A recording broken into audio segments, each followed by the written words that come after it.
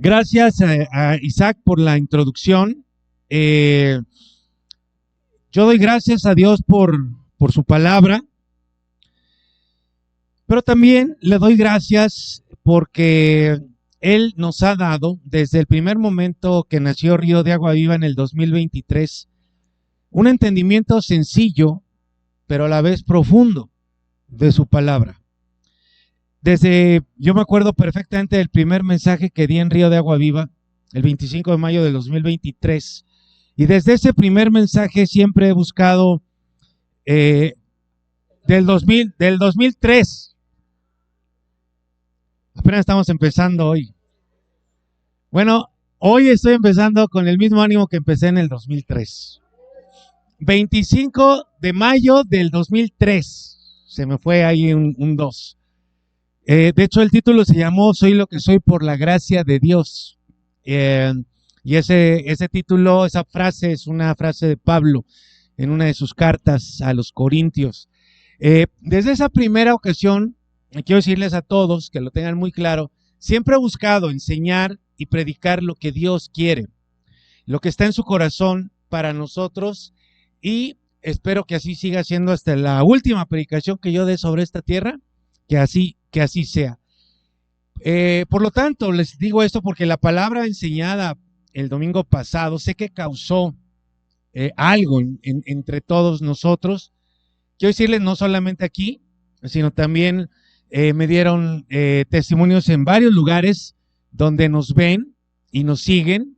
Y yo sabía, les comenté desde el principio, yo sabía que iba a ser así, que iba a causar un impacto. Traté de ayudar un poquito, pero si le vamos dando tiempo, ya pasó una semana, y vamos a seguir avanzando para dar respuesta a muchas cosas. Ustedes se van a ir dando cuenta de que van a ir teniendo sentido muchas de las cosas que no podíamos entender muy bien y que por lo tanto no podíamos explicar muy bien a las personas, desde los niños hasta los adultos. De hecho, desde el domingo anterior, de inmediato comencé a recibir algunos testimonios aquí mismo. Otros me los dijeron en la semana. Por ejemplo, desde un Daniel Trejo, hijo de Carlos Trejo y Diana, que me dio testimonio y me dijo: pastor, llevo 10 años en Río de Agua Viva y es el primer mensaje bueno que escucho. Le dije, bueno, maravilloso, por fin llegó, ¿no? O sea, Dios por fin me iluminó, y dio algo, ¿no? Al corazón de Daniel Trejo. Hubo dos testimonios que me asombraron, porque uno de ellos es un varón que durante el mensaje Dios le mostraba y le confrontaba sobre su posición como varón de su casa. Y esto me sorprendió porque no me dirigía hacia allá, y Dios le estaba diciendo a este hombre: oye, tú tienes que ocupar tu lugar en tu casa con tu esposa. Y me sorprendió más porque vamos a ir hacia allá, hacia hablar a los varones y también a las mujeres, y todavía no llegamos allá, pero Dios ya le estaba hablando. Y otro muy, muy padre, que es para, hoy está acá atrás Pau, pero para honrar a Pau, porque ella recibió la dirección de Dios hace un año, un poco más de un año, precisamente sobre el discipulado. Y también para honrar a los Chafat, a Cristóbal y a Adriana, porque entre los tres, Pau, Cristóbal y Adriana, han estado al frente del trabajo de discipulado que hemos estado haciendo en este año, y que, repito, ha sido todo un éxito. Pero también a la iglesia, porque esto es algo para honrarlos a todos, porque a partir del estudio de Génesis que iniciamos en los discipulados y que tiene que ver con las predicaciones, este mensaje me daban testimonio esta semana de que se va a abrir un grupo de discipulado desde Chicago para varias partes de Estados Unidos y de México, con la enseñanza que estamos dando acá. Por eso podríamos contarlo como un grupo de discipulado nuestro, no porque nosotros lo estemos así fomentando, Dios lo está haciendo, pero ha sido tanto el impacto de la enseñanza de Génesis que me dijeron esta semana, ya lo voy a abrir, ya lo vamos a abrir, ya está la gente, y esa es otra manera de llegar a las naciones. Así que gracias a Dios, gloria a Dios. Honramos a las personas, pero toda la gloria y toda la honra es para Dios. Quiero tomar unos minutos para ayudar a preparar su corazón, su espíritu, junto con la adoración, gracias a Andy, al grupo de alabanza, pero quiero por favor que ayudarles a preparar nuestro corazón para continuar con esta enseñanza. A varios ya les empezaron a caer, como decimos en México, varios veintes, hacer clic de varias cosas que no tenían la respuesta. Creo que al menos de los testimonios que llegaron a mí, yo veía incluso un avivamiento en el corazón de varias personas precisamente por esta enseñanza, y doy gloria a Dios por eso. La mejor expresión que he recibido hasta el momento fue la de Bruno el domingo pasado, que me decía algo así como, o sea, es que de pronto sí todo tiene sentido, pero luego explota, me hace explosión y luego más explosión de empezar a caer todos esos veintes, todos esos clics. Pero si a alguien le pudiera estar costando trabajo esta enseñanza, quiero precisamente porque, como bien dijo Isaac, apenas estamos en la puntita del iceberg. Y quiero tomar estos minutos para ayudar a nuestro corazón. Primero, tal vez alguien pueda pensar, ¿por qué estoy predicando esto? ¿Cuál es la razón? Y la respuesta que yo daría sería, híjole, ¿por dónde empiezo para dar las razones? Voy a darles dos ahorita y algunas otras a lo largo del mensaje, porque la primera razón, pues es porque esta es la verdad, y simple y sencillamente por el hecho de conocer la verdad de Dios, esa es la razón, creo yo, la más poderosa para que nosotros podamos compartir, como hemos conocido en muchos otros momentos, que creíamos algo que la Biblia decía y de pronto nos enteramos de que no es lo que la Biblia enseñaba. Para la gran mayoría, espero que ya ninguno de aquí crea que la Biblia dice ayúdate que yo te ayudaré. Espero que ninguno de aquí crea que la Biblia dice al que madruga. Espero que ya nadie crea que eso está en la Biblia. Pero si alguien creía y de pronto se enteró que la Biblia no dice eso, bueno, de la misma manera, sí, hemos pasado por varias enseñanzas donde pensábamos que la Biblia decía algo y no lo dice. Entonces, esa es la primera razón, porque es la verdad. ¿Cómo vamos a creer? Pero más todavía, ¿cómo vamos a explicar una manzana y una víbora? Ya no podemos. Entonces, hay muchísimas razones de por qué es necesaria esta enseñanza, y la primera es porque esa es la verdad. Y la verdad es la que la iglesia de Cristo debe predicar, en contraposición de lo que hacen las religiones. Las religiones tergiversan la verdad, más, menos, pero la tergiversan. Y esa es otra razón de suma importancia de por qué esta enseñanza, por qué es necesaria esta enseñanza. Porque los seres humanos tendemos a levantar estructuras mentales, emocionales, espirituales en nuestra persona. Esas estructuras es lo que hemos llamado acá la religiosidad. Y lo vemos con Jesús. Cuando Jesús empezó a predicar, les rompía las estructuras religiosas a todos. Y muchos se escandalizaban, pero otros se asombraban. Entonces quiero decirles que en buena medida eso es lo que está pasando. Que Dios siempre va a romper nuestras estructuras. La verdad de Dios va a romper nuestras estructuras mentales, emocionales, sociales, espirituales y religiosas, porque Él no puede ser contenido por nadie. Tu mente, tu corazón, tu espíritu no puede contener el conocimiento de Dios. Por eso Él nos da una pequeña cápsula llamada Escritura y con esa nos explota la cabeza. Imagínense si nos diera toda su enseñanza. Entonces, cuando su verdad llega a nuestro espíritu, todo se simbra, ¿sí? A menos que el espíritu de plano, el espíritu humano, no vaya a vivir. Querida iglesia, donde nos estén escuchando, ¿podemos asombrarnos o podemos escandalizarnos? La gente que vivió en tiempos de Jesús, la mayor parte de esa gente se escandalizó. No soportaron la enseñanza, no soportaron la verdad y por eso lo mataron. Pero hubo quien se asombró y hubo otros que ni fu ni fa. Por más que el pastor les decía, oigan, reaccionen, no reaccionaban a nada. Estaban los que se escandalizaron y los que se asombraron.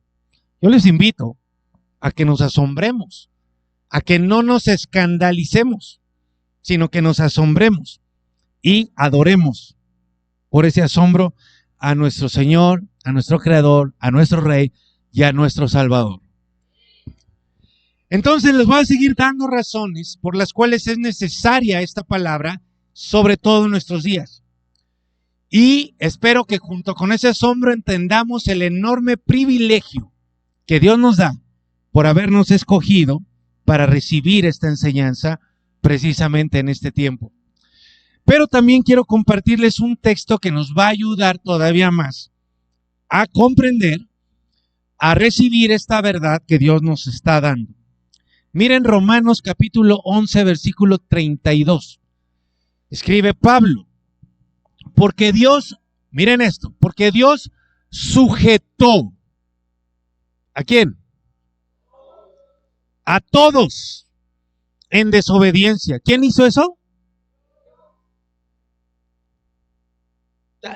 ¿Sabes lo que está diciendo? Que Dios nos hizo a todos desobedecer. Dios hizo que todo el ser humano desobedeciera. Todos. ¿Quién lo hizo, Adri? Dios. No fue el diablo, no fue tu carne, fue Dios. El que nos sujetó hizo que todos fuéramos desobedientes. ¿Para qué? Para tener misericordia de todos. Y entonces, ante esta verdad, Pablo explota en su pluma y dice, oh profundidad de las riquezas de la sabiduría y de la ciencia de Dios. Lo que les estoy diciendo, Dios no puede ser contenido por nuestras mentes. Él va mucho más allá. Por eso cuando tú dices, Dios no podría hacer esto, no podría hacer aquello, espérate.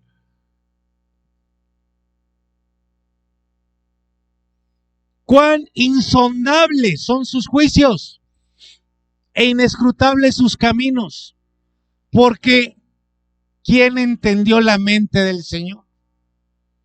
¿Se dan cuenta? Lo mismo que nosotros estamos viviendo, Pablo lo vivió. ¿O quién aconsejó a Dios? ¿Tú vas a aconsejar a Dios?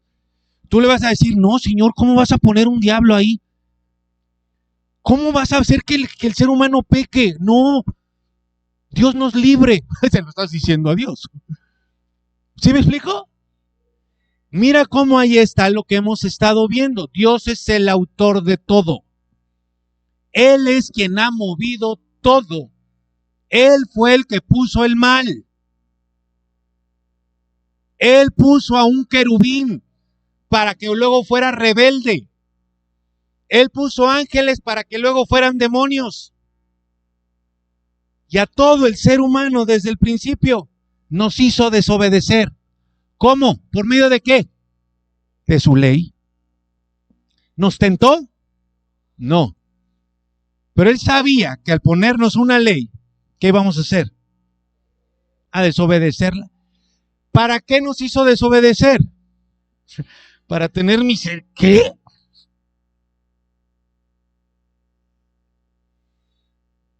Ahora sí que si tienes alguna queja y tú sabes más que Dios, si entras al cielo entrando a la izquierda, luego hay una ventanita que dice quejas y ahí te podrás quejar.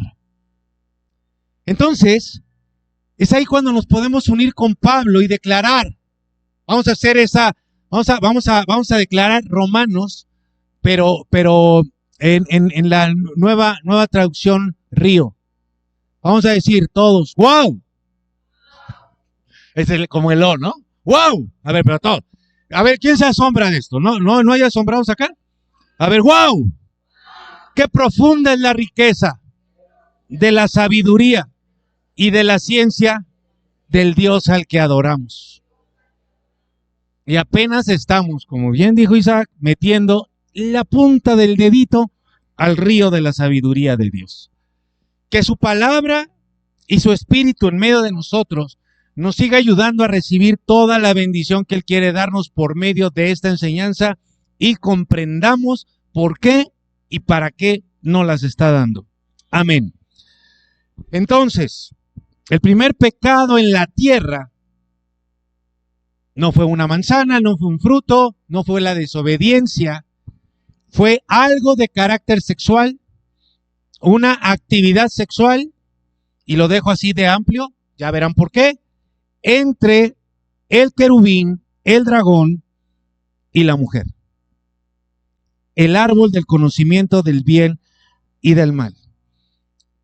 O algo sexual, una relación sexual entre los dos, pero no lo dejo en uno, sino que hay algo mucho más amplio. Para esto vamos a ir paso por paso. Sé y confío en Dios que toda pregunta va a tener respuesta y nos la irá dando conforme vayamos avanzando. Por supuesto, eso que sucedió ahí tiene un impacto en la vida de todo el ser, tiene un impacto en la vida del ser humano en todas las áreas.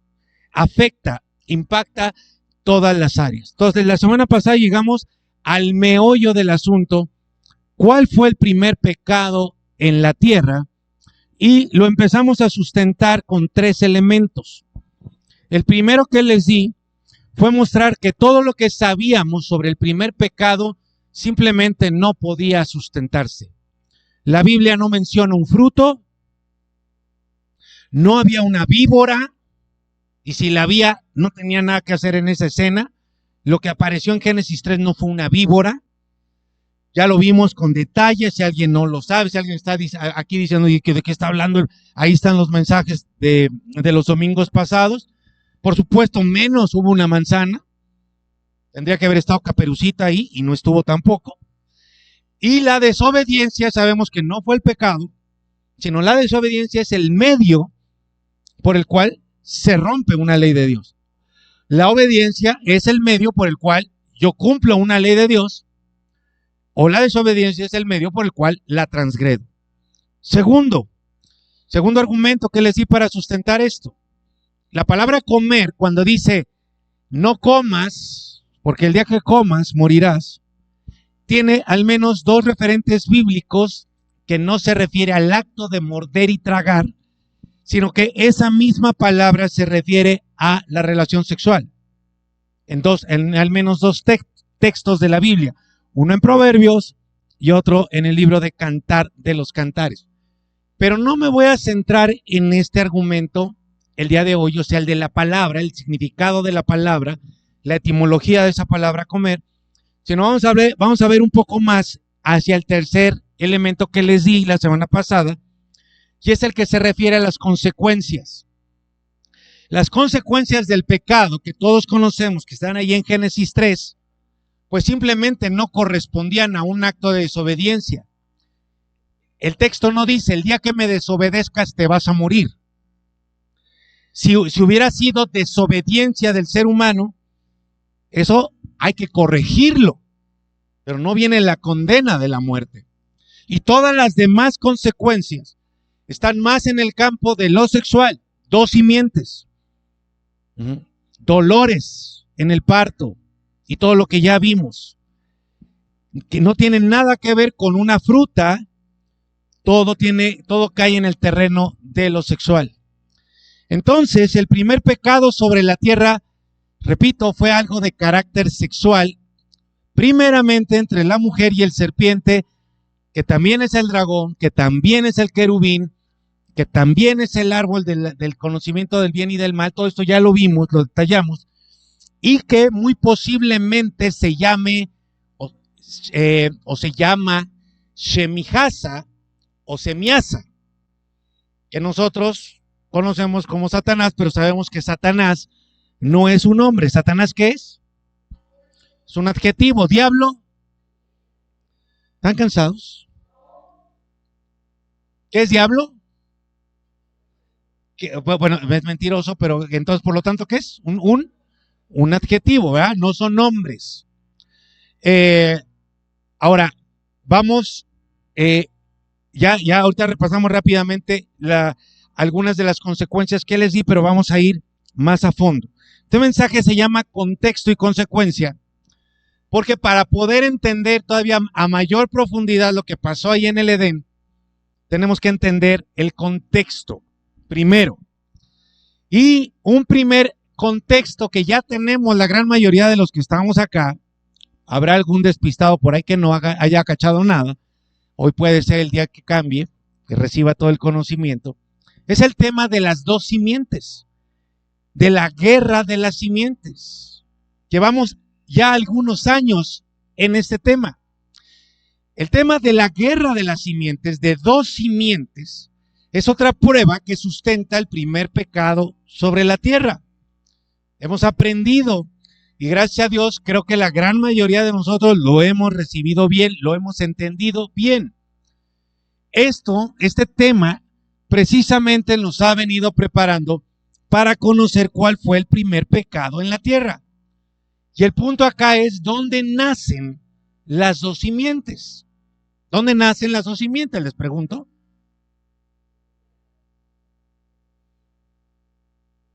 A ver, Armando, a ver si has estado acá con nosotros. ¿Dónde nace el tema de las dos simientes? ¿Lo saben? Ya lo acabamos de aprender la semana pasada. ¿En dónde? En Génesis 3. Lo que pasa es que cuando lo empezamos a ver, partimos de Génesis 6. Pero no nació en Génesis 6 el tema.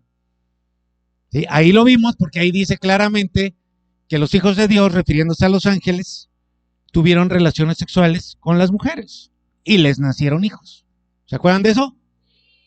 Entonces, ya sabíamos todo eso, lo hemos recibido bien, pero no empezamos en Génesis 6, sino empezamos en Génesis 3.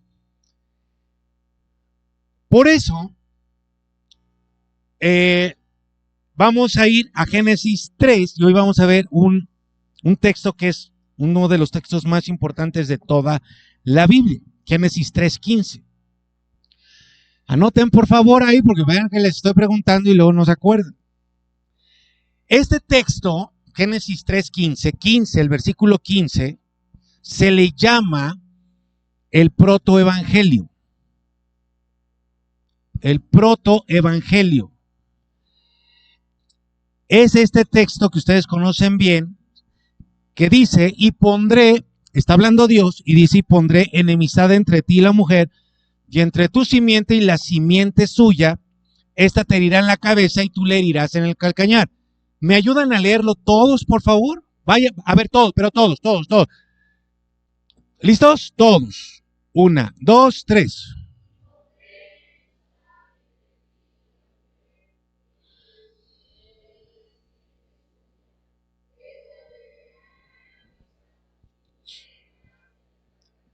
Poquito, pero tiene una cantidad enorme de informaciones.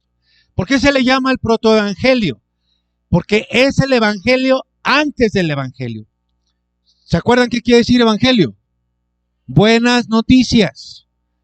Aquí acaban de caer, pero Dios da una buena noticia. ¿Cuál es la buena noticia? La simiente de la mujer va a aplastar la cabeza de la simiente de la serpiente. Protoevangelio es como el gen, como el origen del evangelio, de la buena noticia.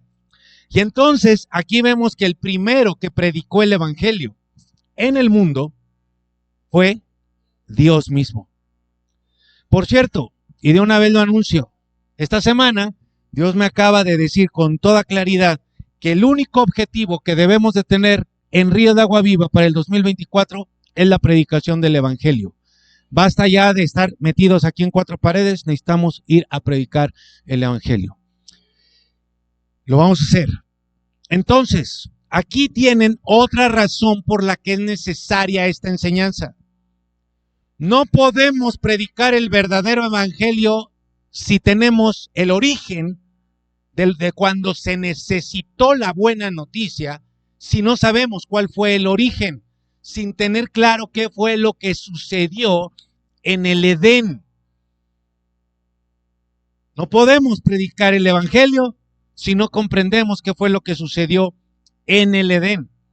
De hecho, como lo están viendo, la primera expresión de las buenas noticias para el ser humano surge como resultado del primer pecado en la tierra y surge precisamente de dos simientes o descendencias.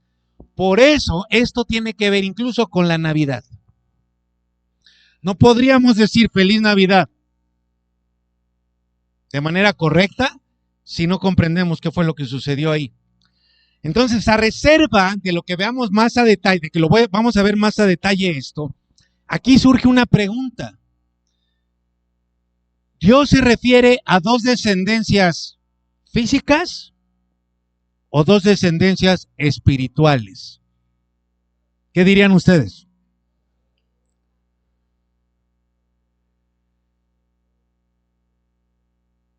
Cuando Dios dijo, tu simiente va a herir el calcañar de la simiente de esta y la simiente de esta te va a aplastar la cabeza, se está refiriendo a descendencias físicas o espirituales. Nada más hay 2 o 3 seguros. Les voy a recordar, se las voy a recordar ahorita con mucho gusto, otra enseñanza que hemos tenido y hemos aprendido bien: la importancia de las genealogías en la Biblia. Lo hemos repasado aquí y en los discipulados. ¿Esas genealogías son espirituales o son físicas? Ahí tienen la respuesta. Hemos aprendido que son físicas. ¿Tiene que ver lo espiritual? Claro que tiene que ver lo espiritual. Pero esas genealogías que están en la Biblia, les vuelvo a preguntar, respóndanme todos, ¿son espirituales o son físicas?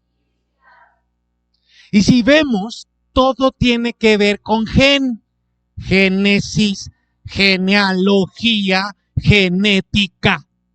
Todo tiene que ver con esto, con la genética. Génesis 3:15 es, como les decía, es un texto de los más importantes. Y a partir de él vamos a avanzar un poco más el día de hoy con otro elemento del contexto, de lo que pasaba en el Edén. ¿Qué estaba sucediendo en el Edén? Lo que pasa es que como nosotros leemos y pasamos rápido, no lo vemos. Y también vamos a ver una de las consecuencias que Dios mismo estableció en Génesis. Creo que es la más importante y esa consecuencia fue la muerte. Les escribía, ¿alguna vez se han preguntado por qué tenemos que morirnos? ¿O por qué nos morimos? Y alguien va a decir, porque es parte de la vida, por eso les escribí. ¿Pero por qué? Ahorita vamos a tener la respuesta. Y ambas cosas nos van a ayudar a entender mejor lo que sucedió, cuál fue el primer pecado en la tierra, que ya lo sabemos. Hubo algo sexual entre ese serpiente, entre ese dragón, ese árbol del conocimiento del bien y del mal, ese querubín y la mujer. Del 3:15 ahora les resalto, el siguiente texto por favor, esa palabra. ¿Qué dice ahí? Ahora, ¿quién está hablando? Dios. Como Dios hace todo, Él movió todo. Ahora lo vemos también diciéndole a la serpiente, al serpiente, al querubín: voy a poner enemistad entre ti, querubín, entre ti, serpiente, y la mujer. ¿Qué está pasando ahí? Dios creó todo. Él hizo el jardín, lo llamó Edén. Él hizo nacer de la tierra todo árbol frutal. De la tierra nació todo árbol frutal, del cual ellos podían comer todos. No había uno que lo prohibiera. Él puso el árbol de la vida, que era el mismo Jesucristo, el centro de todo. Y él puso el árbol del conocimiento del bien y del mal. Ahí lo puso. Fue él. Y ahora él pone enemistad entre el serpiente, el dragón y la mujer. Entonces, cuando leemos Génesis y leemos este versículo, tenemos que ser cuidadosos, ya que, como hemos aprendido, ya se los he dicho muchas veces, y lo han aprendido también en los discipulados, de un versículo a otro, de una frase a otra, puede haber muchísimo tiempo, o pueden estar pasando muchísimas cosas. Por ejemplo, entre Génesis 1:1 y 1:2, donde dice Dios creó los cielos y la tierra, ese es el 1, y luego dice y la tierra estaba vacía y desordenada. Entre esos dos versículos puede haber cientos de miles de millones de años, pero no lo vemos en el texto porque no lo está refiriendo. Ese no es el objetivo de la enseñanza. Bueno, de la misma manera, en la frase que resalto, hay una cantidad de tiempo desconocida. Repito, en el texto que estoy resaltando, hay una cantidad de tiempo desconocida. ¿A qué me refiero? La palabra enemistad, palabra en hebreo es eivá. Eivá, E-I-Va, así tal cual, eivá, significa enemigo o enemistad. Pero esto refiere a una relación.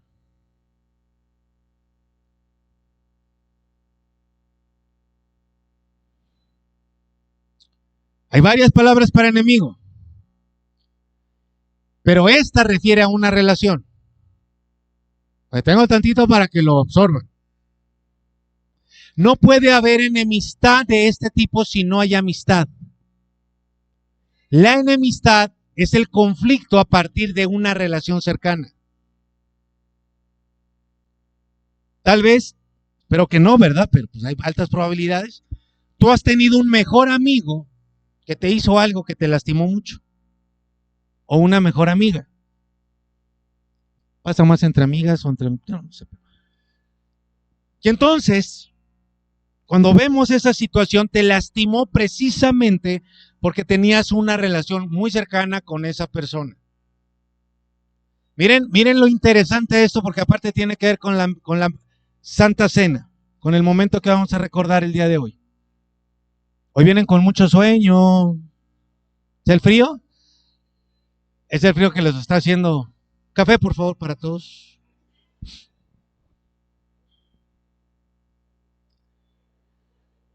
Miren esto. Porque si tú tuviste esa experiencia de que un amigo cercano, una persona muy querida, te traicionara, ¿han tenido esa experiencia? Oh, qué feo, ¿verdad? Jesús también la tuvo, y lo sabemos. Pero mira, te voy a mostrar uno de los salmos que se les llama mesiánicos, porque profetizaron cosas acerca de Jesús. Salmo 41:9. Dice, aunque el hombre de mi paz, no de mí, sino de mi paz con Z, en quien yo confiaba, el que de mi pan comía, mira qué palabra utiliza, alzó contra mí el calcañar. Está profetizando la traición de Judas. Salmo mesiánico. ¿Ustedes recuerdan cómo llamó Jesús a Judas ahí cuando estaban en la mesa? Y que Judas se puso de pie y Jesús fue con él. ¿Se acuerdan lo que le dijo? Le dije, amigo, le dijo, amigo, ve y haz lo que tengas que hacer. Pero le llamó amigo. Es otro contexto que perdemos cuando leemos, porque creemos que Judas siempre y Jesús fueron así como el América y los Pumas, ¿no? No, no, no. Jesús y Judas eran amigos. Tenían una relación de amistad profunda. Como el serpiente y la mujer. Pero no lo vemos. Lo llamó amigo. Ahora, un ejército puede ser enemigo de otro ejército y las personas que componen esos ejércitos ni siquiera se conocen. Pero la palabra que usa Dios en Génesis 3:15 refiere a una relación como entre Jesús y Judas. ¿Por qué? Mira ahora ese mismo salmo, más adelantito, 41:11. En esto conoceré que te ha agradado, que mi enemigo está hablando. Mira, ese es el versículo 11, el de arriba fue el 9, está hablando de la misma persona. El amigo se convirtió en enemigo. No es como una pelea entre dos desconocidos. Un enemigo nada más porque está en contra mí, no. Habla de una relación cercana. Era mi amigo, ahora se ha vuelto mi enemigo. Y la palabra que se utiliza para enemigo en el Salmo 41 es la misma palabra que se utiliza en Génesis 3. Cuando Dios le dice, pondré enemistad. Eivá. Eivá viene de una palabra, de una raíz que es ayab. Ahí hay una imagen para que ustedes puedan ver el hebreo, ayab, que también significa hostilidad y odio. Por eso es que se habla de una relación cercana, de una relación ayab, ¿sí? Porque habla de hostilidad y odio. Esta palabra es la misma raíz que utiliza Dios en Génesis 3:15, donde Él predica por primera vez el Evangelio. Entonces Él está diciendo la simiente de la mujer, y se refiere principalmente a Jesús, la descendencia humana de la mujer que va a llevar hasta Jesús, ¿sí? Nos revela esa palabra enemistad, que entre la mujer y el dragón había una relación que se había llevado por quién sabe cuánto tiempo. El serpiente no llegó ese día a hablarle por primera vez a la mujer. Por eso es que no hay ninguna sombra. ¡Ay, me está hablando una víbora! ¿Qué es eso? No.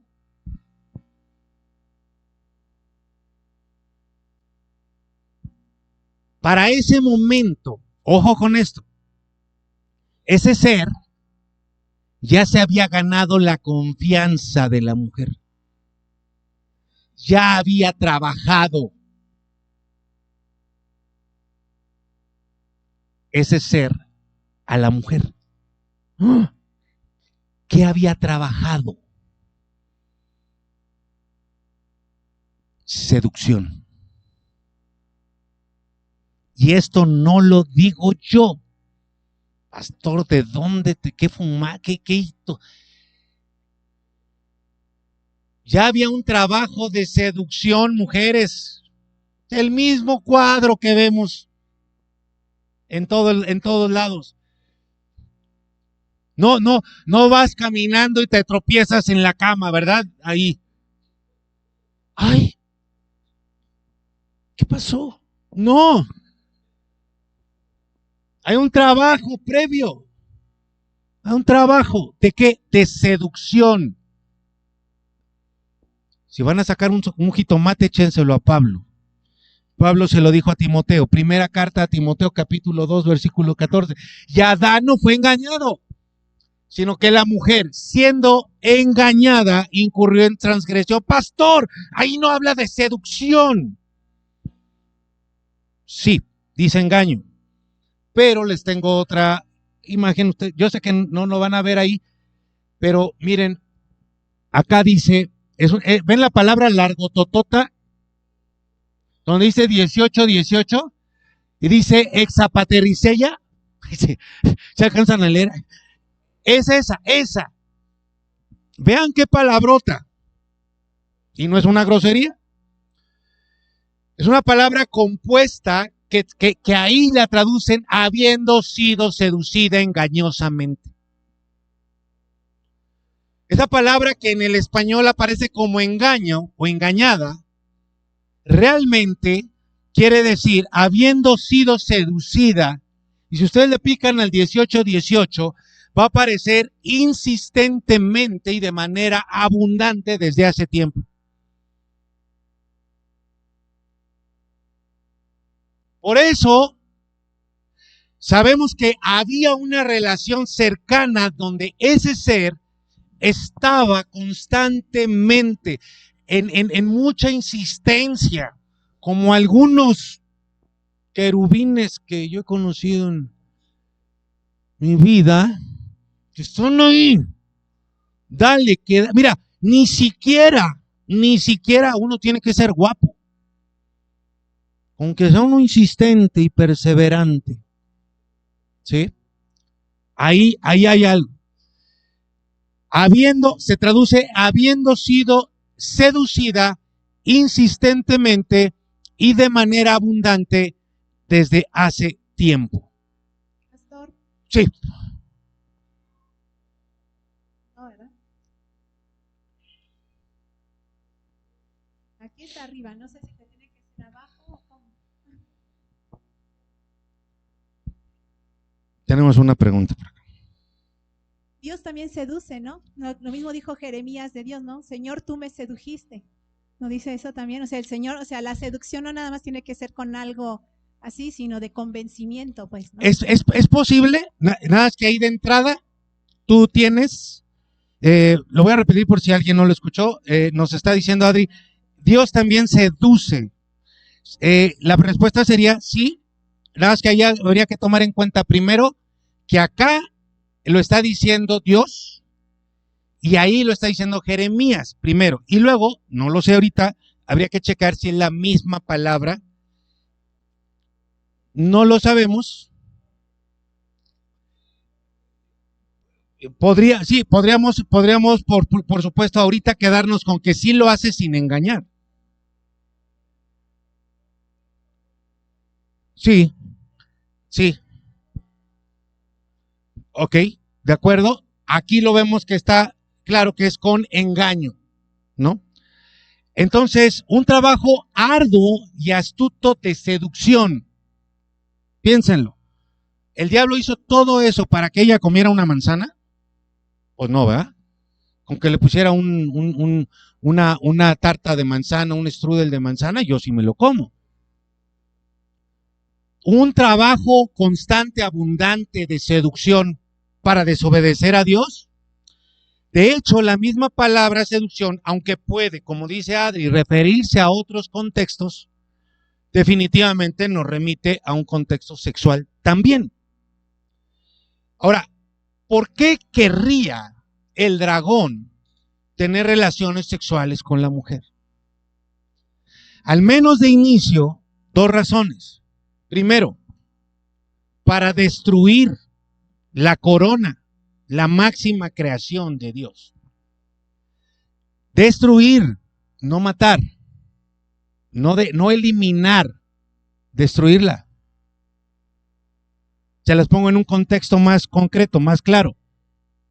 Es como si alguien quisiera dañar a tus hijos, afectarlos. ¿Te dolería? Sí. Es hacerte daño a ti por medio de otros. Uno.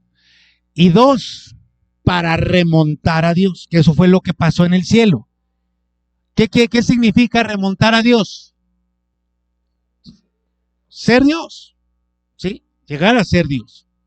Entonces la distorsión del corazón del querubín, que ya lo vimos en un mensaje, le hizo querer y le hizo creer que él debía de ser Dios, el ser máximo, y ser adorado por todos.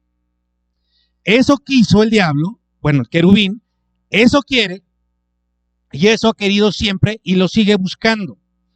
¿Cómo lograr ser Dios? ¿Cómo lograr que la adoración sea para Él? Destruyendo, afectando al ser humano, no matándolo, sino deformándolo. ¿Están acá? Usándolo para su propia creación. Lo pongo entre comillas, porque el diablo no puede crear, pero él cree que sí. Hacer su propia creación, un ser mejor que el humano. La mezcla entre él, que es el máximo ser espiritual, y la máxima creación de Dios. ¿No?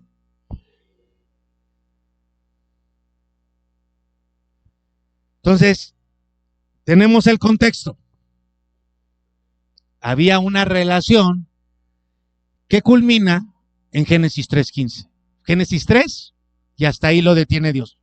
Ya voy a poner ahora enemistad. Se acabó esta amistad. Ahora va a haber pleito entre ustedes. ¿Lo tenemos claro? Ahora vamos a la primera consecuencia. ¿Sí? Después de conocer lo que sucedía, un poquito más de lo que sucedía ahí en el huerto, en el Edén. ¿Cuál fue la primera consecuencia?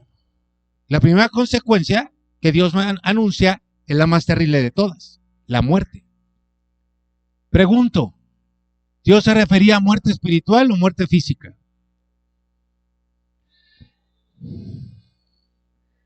Génesis 2:16. Dice, y mandó Jehová, ¿a quién? Ahí tengan claro que es al hombre, no a la mujer. Ahí todavía no estaba la mujer. Por eso les hablo a los hombres, Armando. Porque si el hombre no cacha, estamos perdidos. ¿Cuántos milenios se la pasó diciéndole esto el Dios al hombre? Y el hombre ahí iba por un café y se sacudía la cabeza. ¿Habrá captado el varón? Ya lo vamos a ver. Pero le dijo al hombre, de todo árbol, de los que nacen, de los que tienen frutas, aún la manzana, esa te la puedes comer. Pero del árbol de la ciencia del bien y del mal, que no nació del huerto, no fue plantado en la tierra, no dice eso, no comerás, porque el día que comieres de su fruto, no, ¿verdad? No, el día que ¿qué? No está hablando de fruto. Ya hablamos, ya les expliqué lo que quiere decir comer. Ciertamente morirás, ciertamente. La palabra morir o morirás es mut, M-U-T, y significa muerte, perecer. Pero aquí hay algunas cosas que tenemos que recordar. Dios le dio el mandato al varón, uno.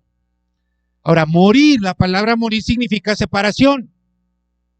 No significa dejar de existir. El día que comieron de ese árbol, que se relacionaron con ese árbol, tanto Adán como Eva siguieron viviendo, ¿cierto? Murieron espiritualmente, porque se separaron de Dios. Eso está claro. Tuvieron miedo y se fueron a esconder. Pero físicamente siguieron viviendo. Siguieron viviendo. Adán 930 años y Isauro. Sí, siguieron viviendo. Entonces, hubo una muerte inmediata espiritual, pero no hubo una muerte física inmediata, aunque al final murieron. Sí, ya. Pero en Génesis 3:6 dice, y vio la mujer que el árbol era bueno para comer y que era agradable a los ojos. Y árbol ¿Me vas a hablar del fruto? Y árbol codiciable Sí. para alcanzar sabiduría. Y tomó su fruto y comió. Así, ahí dice que sí comió del fruto del árbol de la ciencia del bien y del mal. Es exactamente lo que nos hacía referencia Selene la semana pasada y que les dije, habrá que ver qué es ese fruto. Ok, pero antes también, bien después, No, antes dice, disculpen, es que tengo que buscarlo. Sí, no, sí, Dice, y la mujer respondió a la serpiente, el fruto de los árboles del huerto podemos comer, pero del fruto del árbol que está en medio del huerto, dijo Dios, no comeréis de él ni lo tocaréis para que no muráis. Entonces, ahí dice también que... ¿lo dijo Dios? Pero bueno, si la mujer ya estaba comiendo de esos frutos... ¿Lo dijo Dios? Génesis 2:16. ¿Lo menciona Dios? Tampoco menciona que los árboles frutales tienen que comer los frutos. Dice, no podrás comer de todo árbol del huerto, podrás comer. Ahí no menciona el fruto tampoco. Bueno, no, te lo respondo de esta manera. Hacia eso vamos. No, pero es que no se trata de, Pues sí, o sea, a ver, por ejemplo, dice, miren, nada más una tenemos cosa. también. El micrófono lo damos en este espacio por si hay una duda de lo que estamos viendo. Tengo dudas. No por para, eso. no para contrapuntear. Sí, porque tengo esas dudas. Bueno, No estoy contrapunteando, ok, solamente ok, quiero resolver esas ok, dudas que respondiendo, sí, vamos a ver de qué se trata ese fruto. Hay un capítulo que vamos a atender eso. y tengo algo más que no entiendo. Solamente ahorita lo que quiero resaltar es que Dios no dice el día que comas de ese fruto. Ajá. No es para que me digas, pues si a esas vamos, no, por ahí no podríamos avanzar. ¿Sí? Ok, Nada más quiero dejar claro me disculpo por eso. que cuando hablamos, cuando decimos el texto, cuando hablamos del texto, Dios no dice el día que coman de ese fruto. Sí se menciona después, que era lo que le respondía a Selene la semana pasada. Y vamos a ver de qué se trata ese fruto. Y otra cosa, porque ahí en Génesis 2, 16 y 17 dice, de todo árbol del huerto podrás comer, más del árbol de la ciencia y del mal no comerás. Entonces, ahí está 2 veces la palabra comer. Entonces, si consideramos que yo le veo 2 opciones, o comer es literal para ambos, ¿no? Porque está haciendo una, no sé si es la buena palabra, pero una comparación entre los árboles del huerto y los árboles del bien y del mal. Dice, de estos sí puedes comer, de este no puedes comer. Entonces, en ese caso, la palabra comer tiene que tener el mismo sentido, no puede tener 2 sentidos diferentes, 2 definiciones diferentes. O es literal, puedes comer literalmente de los árboles del huerto y no comer literalmente del árbol de la ciencia, o estamos hablando del comer el sentido figurado, o sea, puedes tener relaciones sexuales con los árboles del huerto y no puedes tener relaciones sexuales con el árbol de la ciencia y del mal, porque es el mismo mandato ahí, en ese caso es el mismo contexto, no se puede cambiar el sentido de las palabras en una comparación. Ok, eso último que dijiste es incorrecto. ¿Por qué? Porque mi respuesta en este momento es, mi querido Christoph, eso es exactamente lo que expliqué el domingo pasado. Yo te invito a que revises eso. Porque cuando se mencionó ese tema, cuando Bruno habló de entonces qué significan esos árboles, si no me equivoco, ¿dónde está Bruno? No sé. Ok. Mencionó que si eran personas, tú dijiste, sí, Bruno, por ahí va. Entonces, por eso no. Lo que Bruno comentó fue, entonces realmente el tema no es tanto la cuestión del sexo, sino y le dije, sí, efectivamente, es la mezcla. Que eso es el punto que ahorita voy también a reforzar. Pero la última frase que tú dijiste, no puedo dar, porque precisamente a eso le dediqué todo el tiempo, bueno, una buena parte del tiempo del domingo pasado. Lo único que te quiero decir es que eso último que dijiste, precisamente fue lo que expliqué. El contexto es lo que da sentido a una palabra. Y el contexto puede ser una frase, una palabra que esté antes o una palabra que esté después. Expliqué precisamente, partí de lo que tú estás partiendo, de que la palabra es la misma. Nosotros no podemos decir lo que estoy enseñando a partir de la palabra comer. sino del contexto. Y expliqué que el contexto puede ser la frase, incluso un prefijo o un sufijo puede cambiar el sentido de la palabra. Uh-huh. Pero cuando dices de esto sí, de este no, no está cambiando la frase, no está cambiando el sentido. Se cambia cuando de los árboles frutales que nacieron del huerto y cuando los otros no habla de árboles frutales o que nacieron del huerto. Ahí ya está hablando de dos árboles distintos, ¿sí? De dos cosas distintas. Por tanto, la palabra comer en uno tiene un significado y la palabra comer en otro tiene otro significado. Porque está hablando de lo que cambia el sentido de la palabra es, por decirlo de alguna manera, la naturaleza de los tres tipos de árboles. ¿Ok? Tengo que seguir. Entonces, el plan de Dios, ok, una más. Rápido, es una pregunta. Sí. A ver, a mí me enseñaron que la muerte sí es espiritual, porque inclusive en la palabra nos enseñaste cómo Dios es quien revive el espíritu del hombre. Sí. Pero también me enseñaron que la muerte sí es física, porque Dios no quería que el hombre perdiera su vida. Entonces, que digamos el estado físico del ser humano empezó a recorrer el proceso de envejecimiento para llegar a un momento en que muere, cuando Dios lo que quería era que el ser humano viviera para siempre. Entonces, ¿sí es correcto o no es correcto eso? Ahorita lo voy a mencionar, precisamente eso lo voy a mencionar. Entonces, parto de lo que está diciendo, aquí lo tengo, de hecho. El plan de Dios es que el ser humano viva para siempre.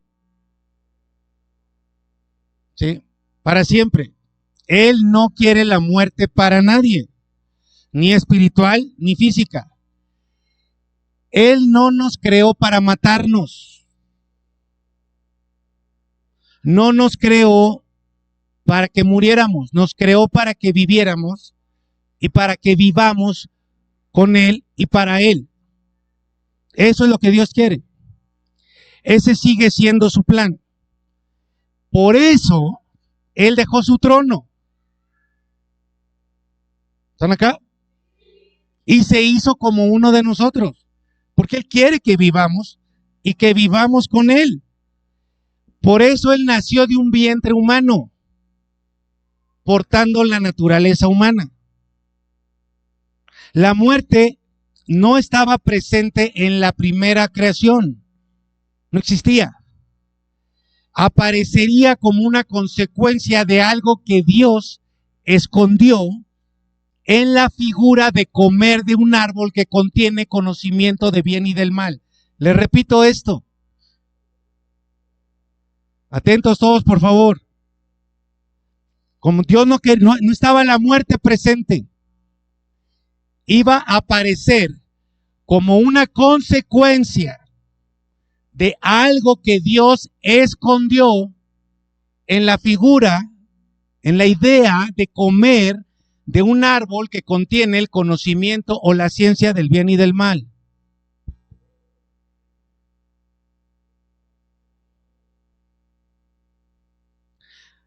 Podríamos decir que simplemente conociendo el bien y el mal, o sea, el bien, pero también el mal, de una manera meramente intelectual, sería suficiente razón como para no dejarnos vivir para siempre.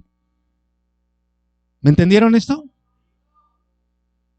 Si alguien ya conoce el mal intelectualmente, o sea, que sepa que puede hacer mal, ya sería suficiente razón como para no dejarlo vivir para siempre.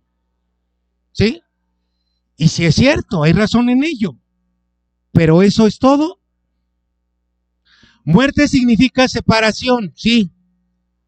Cuando ellos fallaron, quedaron inmediatamente separados espiritualmente de Dios.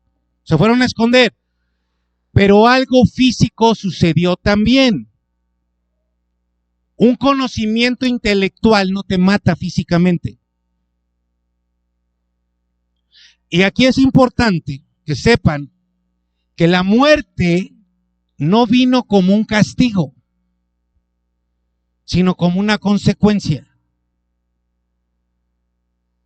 O sea, cuando Dios le dijo, el día que comas de ese árbol, vas a morir. Le está diciendo lo que va a pasar. No le está diciendo te voy a castigar con la muerte. Va a pasar eso. Dios creó el espíritu humano. Luego formó al ser humano del polvo de la tierra. Sopló aliento de vida, que fue el alma. Ya lo sabemos esto. Cuando lo formó, físicamente le dio una genética perfecta. O sea, una genética pura. De esa genética pura del varón, tomó para hacer a la mujer. Otro mito, no fue una costilla. Lo que Dios tomó del varón fue su ADN, su naturaleza humana, para formar a la mujer con una genética pura.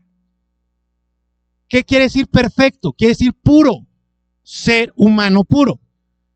El plan maligno fue usar la genética pura de la máxima creación de Dios y ponerse él como la creación máxima angelical para crear, entre comillas, al ser que pudiera llegar a ser Dios. Las dos máximas creaciones, en su gran idea dijo, las mezclamos, va a salir el ser que es más grande que Dios. Cuando vimos nosotros el tema de los Nefilim y los Giborim, que son los hijos de la mezcla de lo espiritual con lo humano, se trataba de gigantes, ¿se acuerdan? Los primeros gigantes eran altísimos. ¿Recuerdan o no? Poderosísimos. Incluso lo seguimos viendo cuando van esos 12 espías a Canaán, a la tierra prometida. Regresan y dicen, no, nosotros somos como langostas en comparación de ellos. Pon una langosta y ahora vete tú. Esa es la proporción del tamaño de esos seres. Pero con David, el de Goliat, cuando vemos a David peleando con Goliat, Goliat era un gigante chaparro que no alcanzaba ni los 4 metros de altura. ¿Se acuerdan que tenía 6 dedos en las manos y en los pies? El texto que vimos de Enoc la semana pasada nos muestra que Dios le dijo a Miguel, ve y dile a Shemijasa que va a ver morir a sus hijos.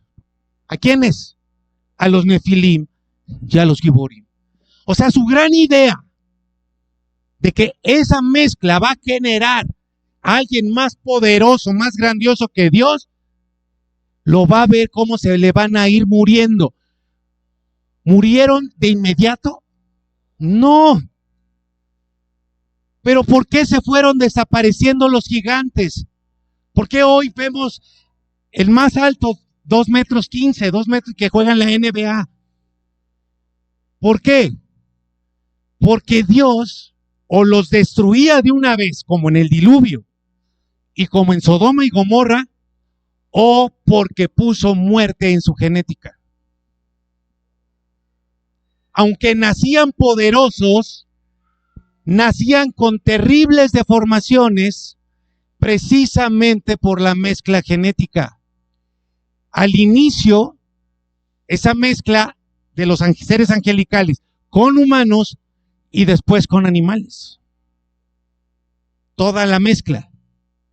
Esas deformaciones poderosas traían en su genética su propia destrucción, o sea, su muerte. El día que de él comieres, morirás. En otras palabras, el día que mezcles tu genética con la de ese árbol, morirás. Espiritualmente fue de inmediato. pero físicamente se llevó su tiempo. Porque como lo podemos comprobar en toda la historia, la alteración genética se lleva su tiempo para matar un organismo. Eso no lo hace un conocimiento intelectual del mal. Por eso no es un castigo, sino una consecuencia de la mezcla. Una consecuencia de la mezcla. Y quiero mostrarles un texto que ya conocen muy bien, que algunas personas de por aquí lo van a escuchar muy pronto, pero ahorita que lo leamos va a cobrar un nuevo sentido. A ver, no sé si sea correcta mi inquietud, pero por ejemplo, la genética de Eva y la genética de Adán no fueron afectadas con la mezcla. ¿No fueron qué? Afectadas, porque ellos eran puros, o sea, ellos ya no, o más bien... Hasta el día que comas de ese árbol. O sea, ¿cómo? Entiendo perfectamente que la descendencia fue afectada, ¿no? Porque ahí hubo la mezcla entre una y otra simiente. Pero digamos que la simiente o la naturaleza de Eva y la naturaleza de Adán fue perfecta. Entonces, ¿cómo entró ahí la muerte? Mira, te voy a decir algo que todavía sigo analizando, pero que hay una buena cantidad de refuerzo científico actualmente y que viene a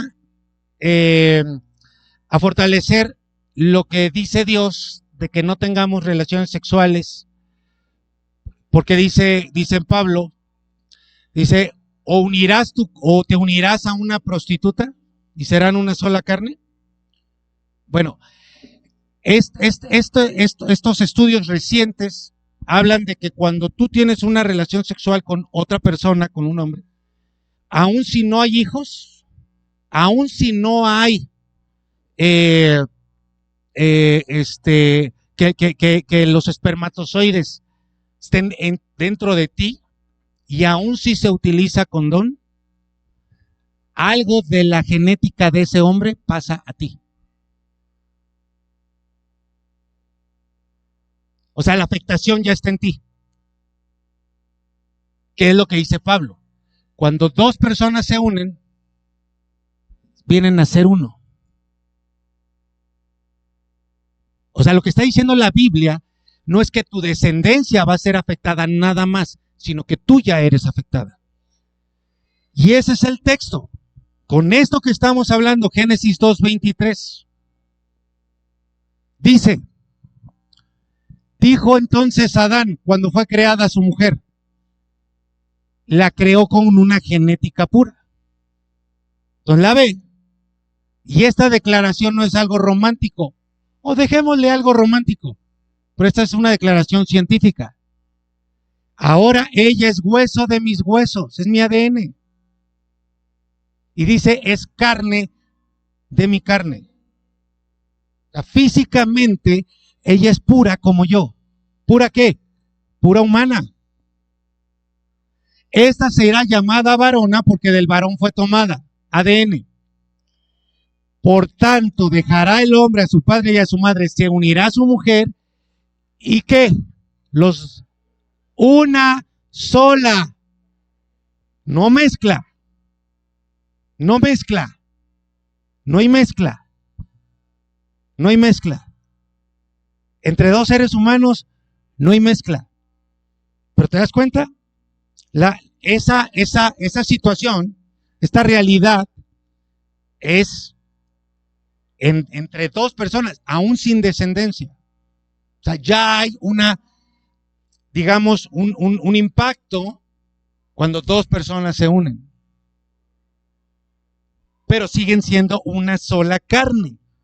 No hay otra cosa. La palabra carne es basar, que se refiere a la genética. Si ustedes buscan la palabra basar en el hebreo es y serán una sola genética.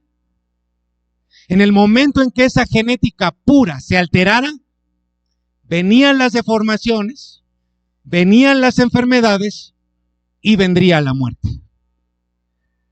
O sea, otra vez, Dios no estableció la muerte como un castigo, sino les dijo, el día que pase, el día que te mezcles vas a morir. Espiritualmente fue de inmediato. Físicamente empezó la alteración en ellos y por eso llegaron a morir. ¿De qué? No sé, pero llegaron a morir. Les invito a que repasen este mensaje y el anterior. Y tengo que ir hacia la parte final. Yo sé que aquí saldrán más preguntas. Las alteraciones que vemos hoy, ¿será que hemos heredado alteración genética que comenzó en Génesis? Es difícil saberlo, ¿verdad? Pero les voy a dejar algo más poderoso. ¿Dios tendrá una genética? ¿Dios tendrá un ADN? Si lo tiene, ¿cuál es? No lo sé, pero sí sabemos que Él es Dios. Es 3 veces puro, 3 veces santo. Ese Dios único y maravilloso, ese ser único y maravilloso, puro por completo, dejó su trono, dejó su condición divina y se metió en el vientre de una mujer. Si la alteración genética se expandió en mayor o menor medida en todos lados, como consecuencia del pecado, la humanidad de esa mujer también tendría que haber tenido algo de esa alteración. ¿Cómo lo sabemos? La Escritura. ¿Será que Eva tuviera alguna alteración? La Escritura no nos dice cómo fue Jesús físicamente, no nos da mucho detalle, pero nos da lo suficiente como para saber algo tremendo de la humanidad de Jesús, del ADN de Jesús, del ADN del ser humano. Isaías 53 dice, hablando de Jesús, no del Mesías, o sea, de su humanidad, de su divinidad. Este texto habla de la humanidad de Jesús, de la apariencia, de su, así como nos vemos nosotros. Dice, crecerá él, la simiente de la mujer, Jesús, crecerá como un renuevo. ¿Qué es eso de renuevo? Nos explica. Como raíz en tierra seca. ¿Cómo son las raíces?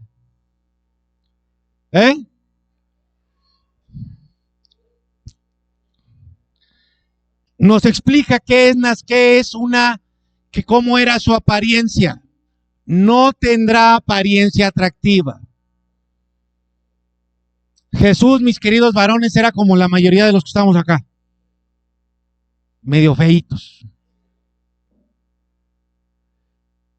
No era atractivo físicamente. ¿Por qué?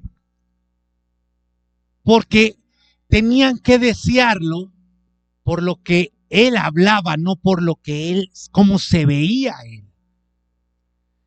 Así que él ya traía algunas cosas que no estaban tan atractivas físicamente. Así que Jesús no solo cargó con nuestros pecados. ¿Sabes lo que está diciendo ahí? Que Él compartió nuestros defectos físicos también.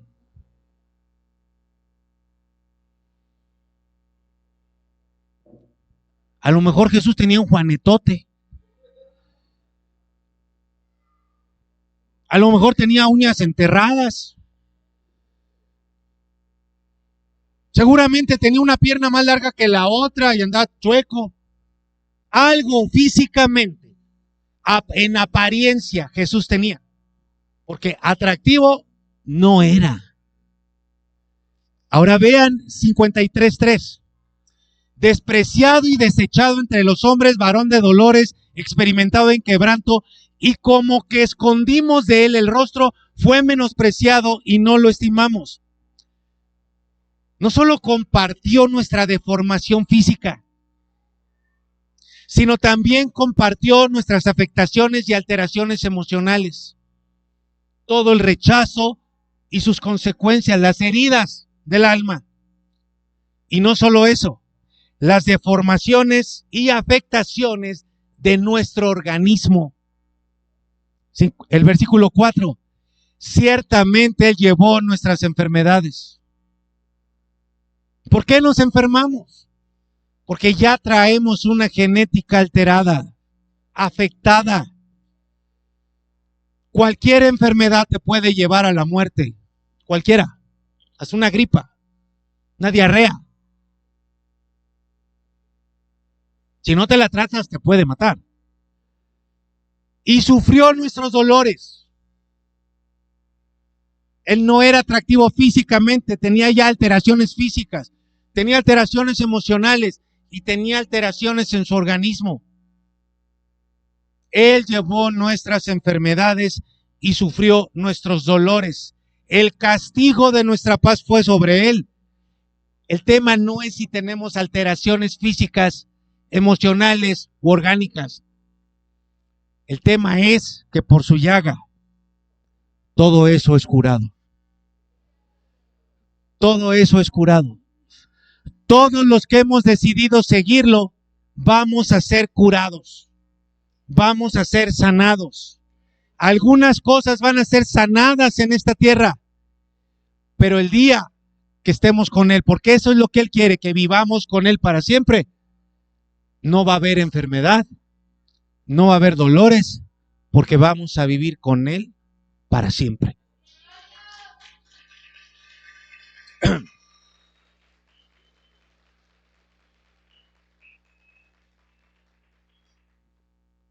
Ven con esa esperanza a la mesa. Y recuerda lo que Jesús dijo. El que come mi carne y bebe mi sangre. Aquí quiero reforzar algo que ya dije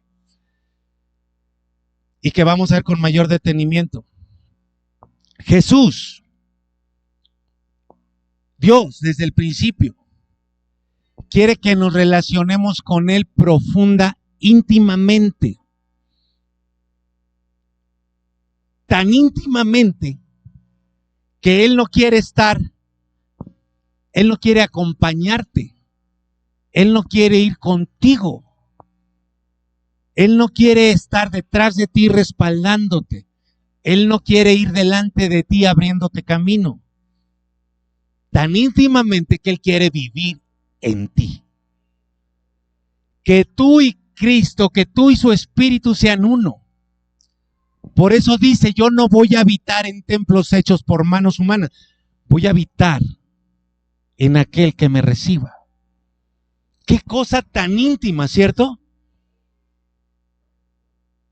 El mismo texto, la misma palabra que la Biblia utiliza en el Antiguo Testamento y en el Nuevo Testamento para la relación entre Dios y el ser humano, es la palabra conocer. Es la misma palabra que se utiliza para las relaciones sexuales.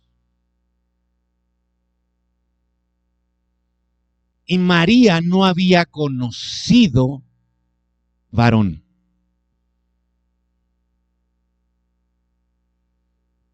Y Adán no había conocido a su mujer, o Adán conoció.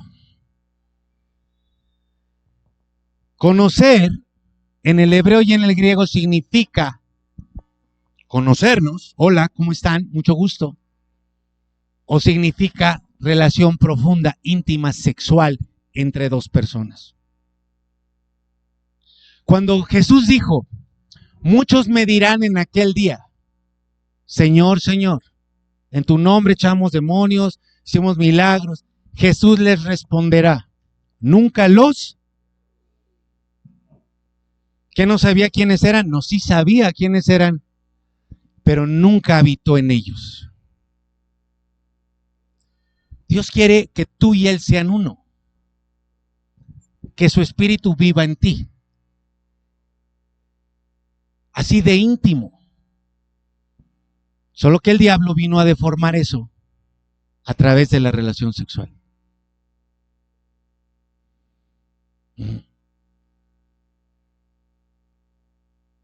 Porque el diablo empezó a ser diablo desde que fue expulsado del cielo.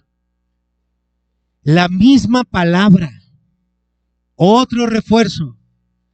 ¿Quiere decir que Dios quiere que tengamos relaciones sexuales? No. Esa es la alteración, esa es la deformación. Para que Dios viva en ti, no tiene que haber una relación sexual. Lo que Dios está resaltando con eso es el nivel de intimidad que Él quiere que tú tengas, que yo tenga con Él. Por eso, si tu relación con Dios es solamente cuando oras por los alimentos o cuando necesitas algo, ahí no está habiendo la relación que Él quiere que tú tengas con Él.